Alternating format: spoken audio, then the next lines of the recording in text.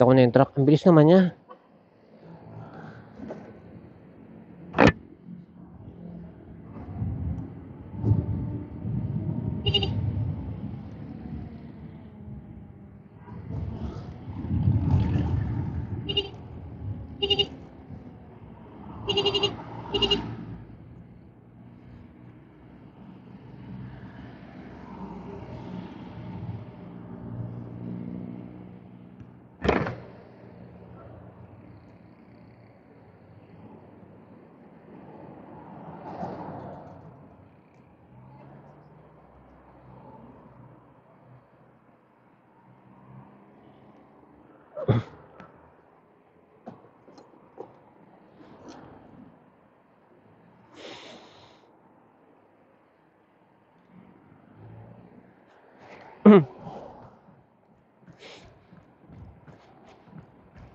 Halika, kaliwa tayo sa ano, Robinson.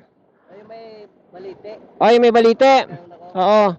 Tapos, yung palusong doon, may subdivision doon na dati may kaliwaan, ngayon wala na. Hanap lang tayo ng U-turn sa unahan. Ay, yung pag-ikot mo ng balite, di ba yung paglusong? Oh, merong lusungan doon eh, yung Summerfield. Dati pwede mag-left turn doon. Sabi nila, sinara daw yun eh. Kaya mag-U-turn tayo sa unahan. Doon tayo papasok. Okay. Sige, di ba, i-escortan? Oh, escort naman tayo. Oo, sige. Hintayin mo lang kami doon. Hindi, escort tayo. Ha? Sabay tayo. Medyo mabagal ako dito sa kaunan eh. Okay lang. Basta ano, sino mauna kita tayo doon. Oo, sige sir. Okay.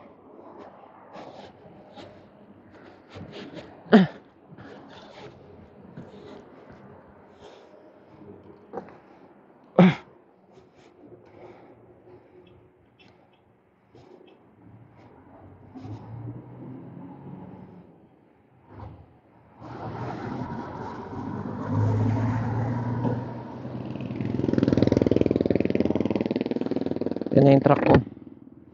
Ako ng hollow block. Puno lang tayo. Parang ngayon lang ako ulit mag-hollow block ah. Patol na to, alang-alang sa ano. Alang-alang sa mabawi ko yung engineer na nawala sa amin. Nawalan ako ng isang engineer kasi ano, nasulot kami ng ahente ng katabing site. So ahente ng katabing site, wala namang hollow block yun eh, puro graba lang yun tsaka buhangin.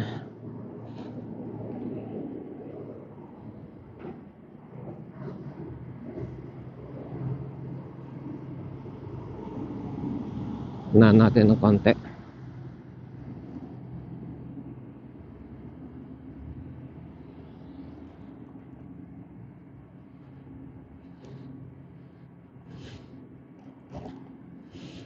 Mura lang tubo dito sa hollow block, piso-piso.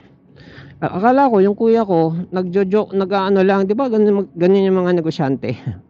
Wala, piso-piso lang tubo ko diyan eh. Pag nasiraan pa yung truck, di lugi na. Ganun siya magsalita pag nagdi-deliver kami ng hollow block. Totoo pala yun. Itong engineer na to, nataon talaga na sagad-sagaran kung magpresyo. Kaya patol na dahil buwan naman eh. Ano ba ngayon? January 3. January ba ngayon? 1 Wednesday. O tama, January 3, Friday. Yan. Okay na yan. Tapos may initial time benta ngayon.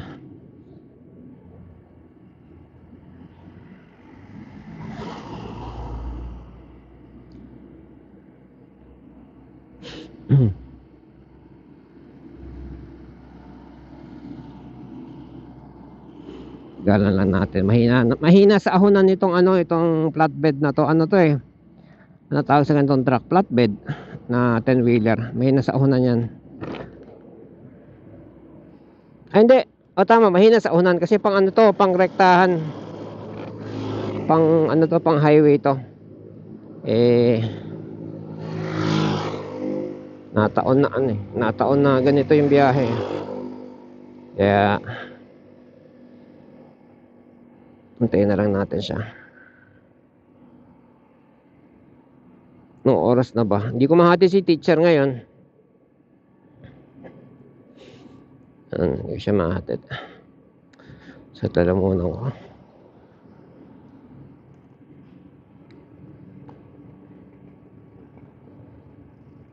Ang galing sa video, nakapanood ako ng mag-ina, nanay, tsaka siguro mga 4 years old na batang babae naglalakad. Excuse sa sa bangketa. Sa abroad yan, sa abroad. Tapos may sumalubong sa kanyang laking aso rin eh. Ang aso kung ano man lahi, no? May pagka cane corson dating eh. May bitbit din sila na Belgian na adult. Yung bata nasa kanan ng babae, yung Belgian nasa kaliwa. Yung Belgian Malinois na aso niya, parang normal lang na naglalakad kasabay nila nung malapit na yung yung parang nabitawan nung nung may-ari yung aso niya na malaki ng konti sa Belgian eh. Sumugod dun sa bata, sakto na sasakmalin yung bata sa muka. Tapos yung malapit na yung nguso nung aso dun sa ulo ng bata, sa mukha ng bata. Saka pa lang yung reaction ng Belgian. Yung Belgian talaga napakabilis ng instinct eh, ng reflex eh. Ganon. Na-tsempohan niyang sakmalin yung yung aso sa liig, sa likod, napasugod dun sa bata kasi nasa kabilang side siya eh. Galing ng timing niya.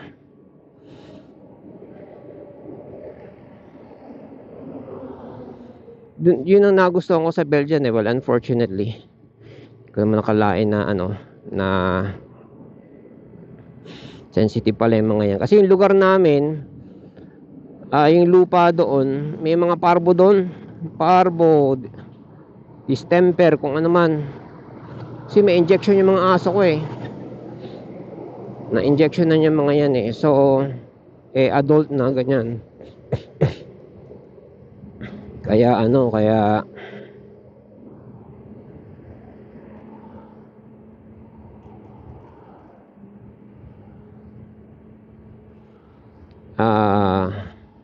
yung adult protektado na ngayon sila kasi doon ko pinapadumi tsaka pinapalaro o nakakaikot-ikot sila di na parbo tuloy kung ano man, parbo, distemper, bulate. Hindi ko man lang na anti-bulate, nagsimula lang sa anti-bulate. Kaya ayun,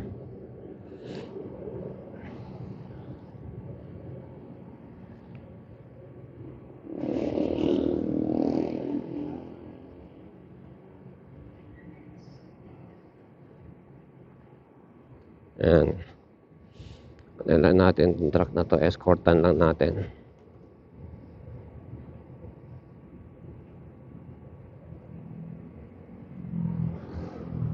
First time din nila eh.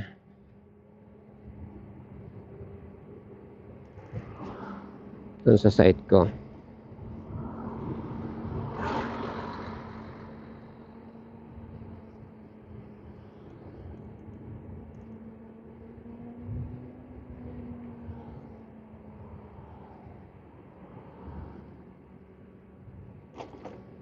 Yung lalo to, isang kabagal oh. Akin ba to? Hindi akin yan.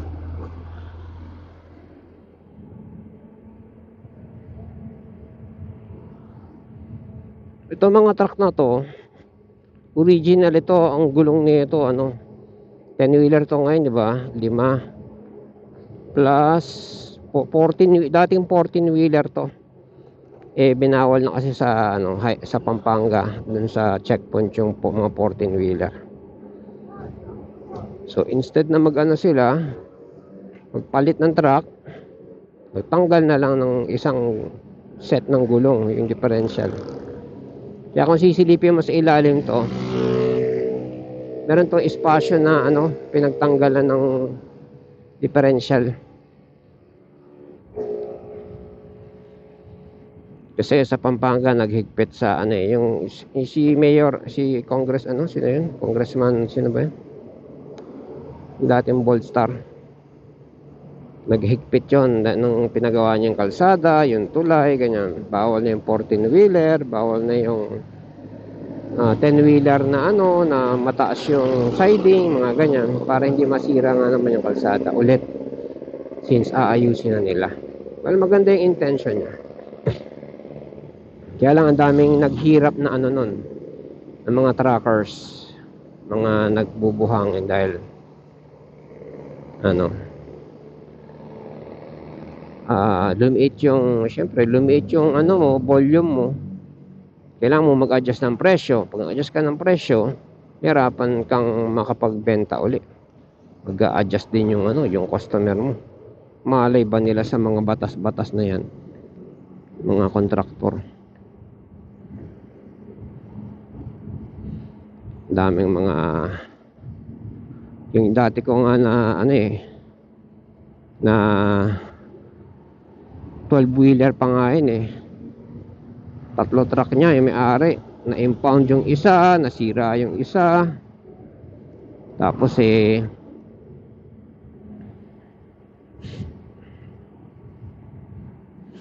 yung biyahe dahil nga madalang, ginawa niya, nako-haul out na lang siya, hindi na siya nagbubuhangan, sayang. Pero mahirap din kasi yung 12-wheeler para sa akin, kasi usually ako mga subdivision na hindi kalakihan. Pag yung subdivision ko hindi kalakihan, hirap yun, bumuelta, pumuesto, hirap, pakahaba at mabigat, malakas makasira ng gutter. Nakakasira kami ng gutter na eh, mga subdivision na bagong gawa. Kaya nga may tawag kami doon eh, lalo na nung hindi pa putol yung mga 12-wheeler, maninira ng kalsada, manggigiba ng kalsada, dadaanan talaga ng pag mahina-hina, talagang biyak ang semento. Bilis-bilis na siya.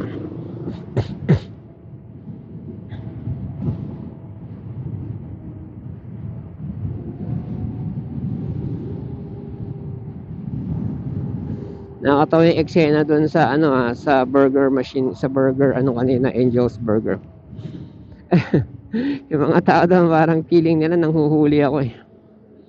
Kailangan ko mag-reflector ng ganito unang-unang madaling araw para mas visible ako dito sa truck pag nag-escort ako. Tsaka sa site pag nag-guide ako. Di ba nga pag sa construction ka dapat naka-reflector ka pang construction oh. Pwede double purpose na rin to. Mamaya magbubuelta-buelta kami.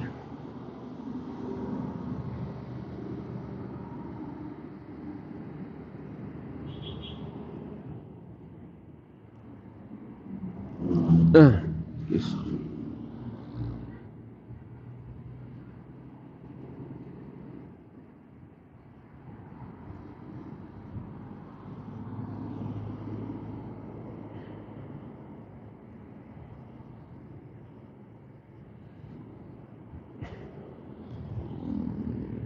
Kaya hindi ako masyado nag-hollow blocks eh. Usually kapag yung client ko naghanap lang, secondary ko lang talaga hollow blocks. Tertiary nga actually. Secondary ko graba, primary ko white sand. Yan. So, panambak ano na yan, panghatak lang talaga kasi wala halos kita sa panambak.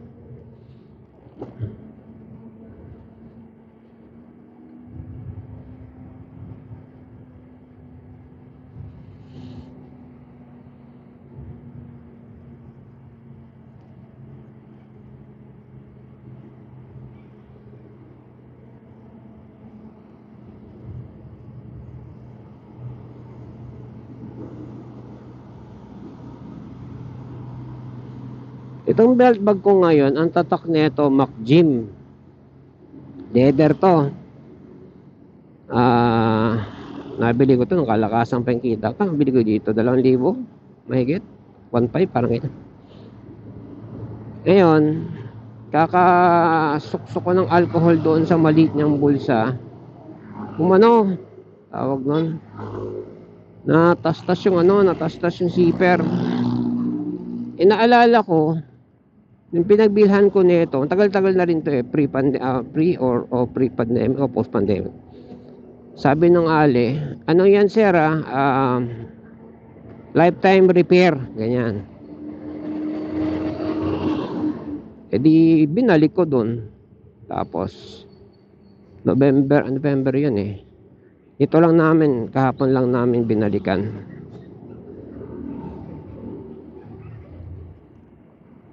At nagawa naman, pinalitan ng zipper. At walang binayaran. Di ba ang ganda? Galing. MacGym ang tatak. Dalawang belt ko MacGym eh. Yung isa kong belt na MacGym na ano to eh, kalabaw. Sira yung buckle, sabi nila, sir, hindi kasama yung sirang buckle. Mga minor repair lang daw. Zipper, ganyan, cleaning, ganyan.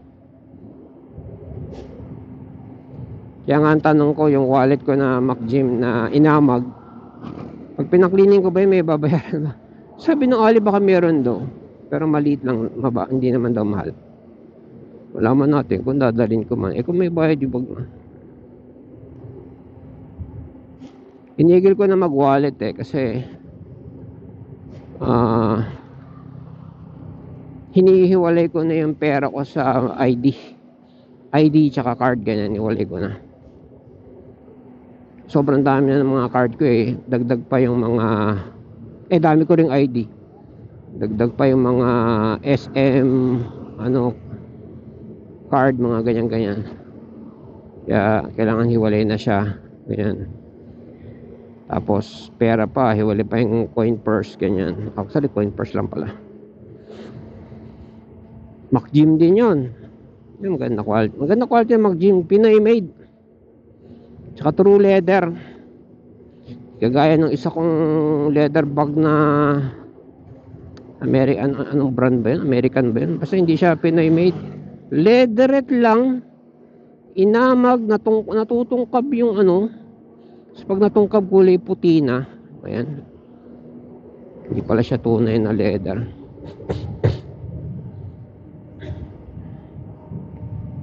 Mahal na.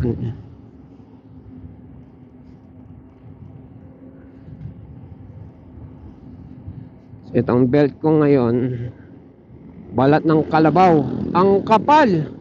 Sabi siya, pag ito hinataw sa'yo, kahit nakamaong ka, lalatay eh. Ang kapal.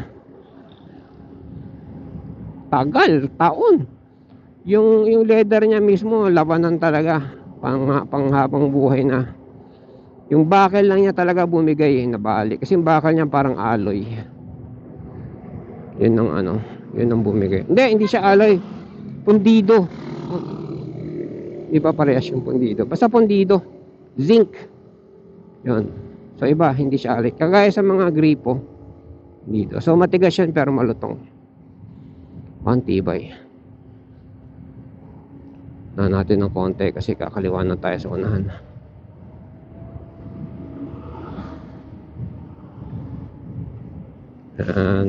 Pala eh. Alam niya na.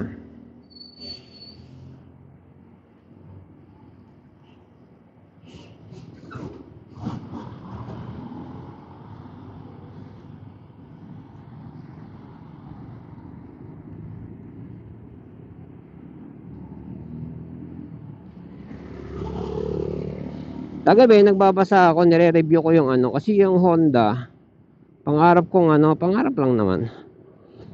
Ang pangarap ko sa Honda, yung maximum na number of LEDs. Ginugal ko. Ahente to 12-wheeler. Ginugal ko 6 per LED per box per side. 6.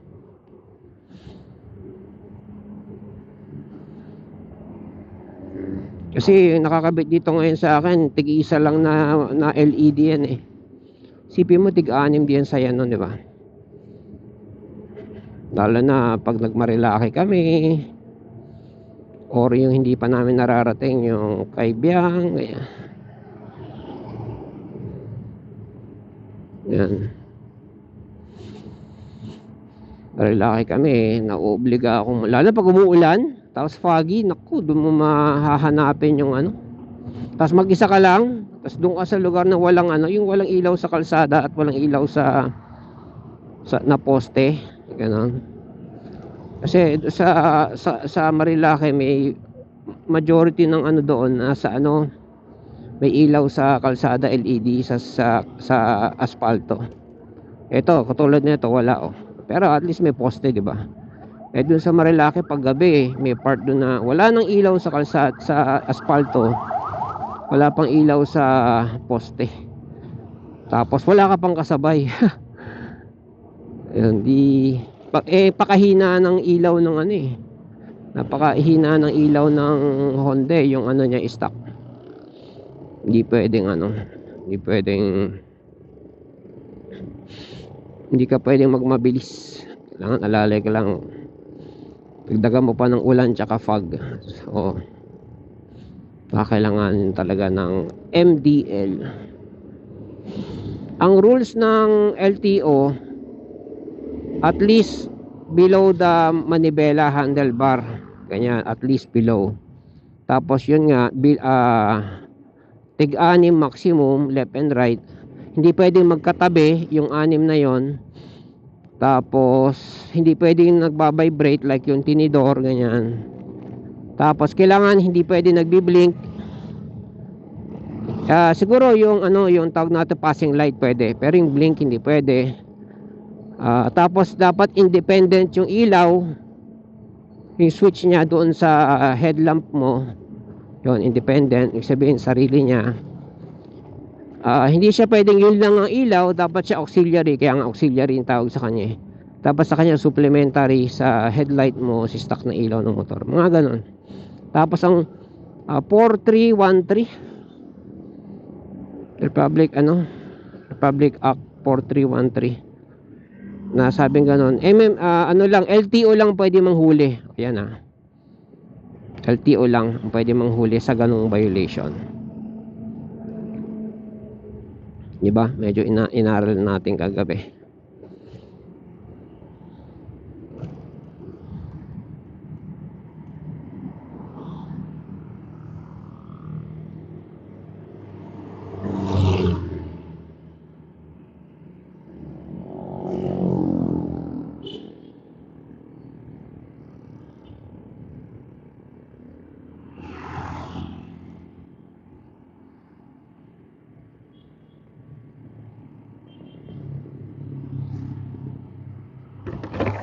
Yan, dapat kakaliwa na tayo doon. Since may harang na to, yan dito na tayo mag-U-turn.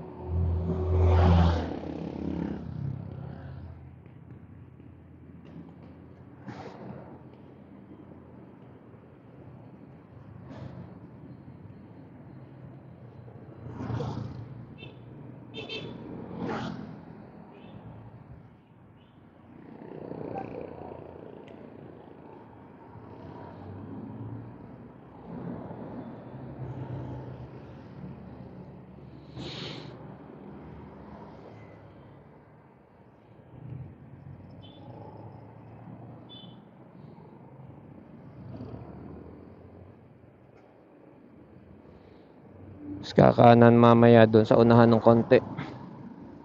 Hayaan mo siyang makahanap ng maikutan.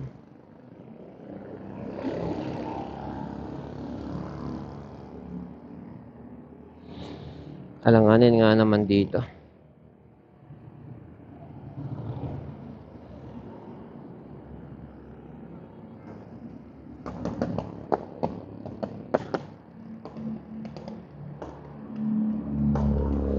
Baka doon na siya sa rotonda mag-U-turn. Sige, para safe.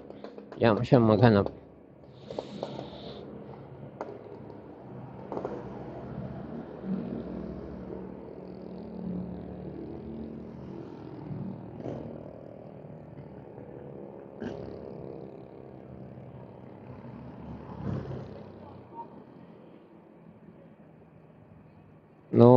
nakatira pa ako sa Project 4. Single pa ako. Kita ako na maliit eh. Saya-saya na eh. Ano pa ako noon? Escort, taga-singel ng ate ko.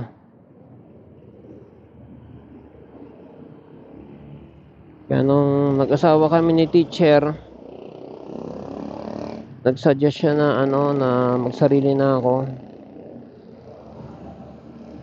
Nagsarili ako, yung swelduhan ko naging komisyon. First time ko makatikim ng komisyon. Tipong that was 1990s Ano yan, Coco Lumber. Tipong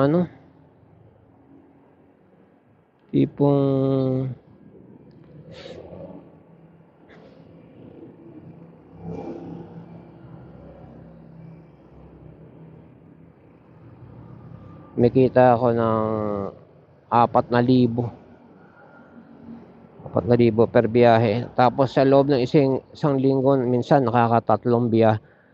1996, from zero income to 4,000 per biyahe. Paldo ka na nun. Paldong-paldo ka na nun. Yan na siya.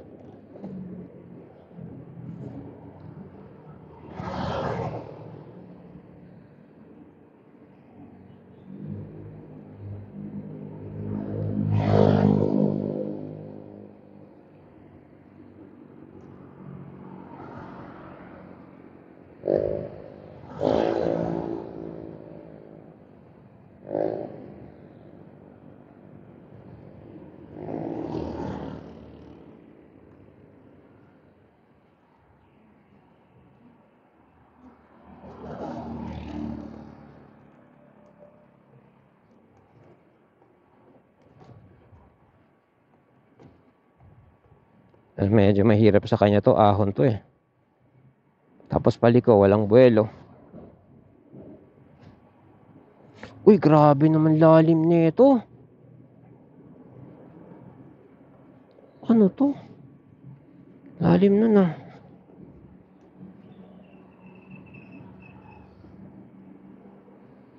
Uy, ang taas na nito kaagad oh. Ano to na alok Talaga pag di ka naglalabas yun. Anong building to?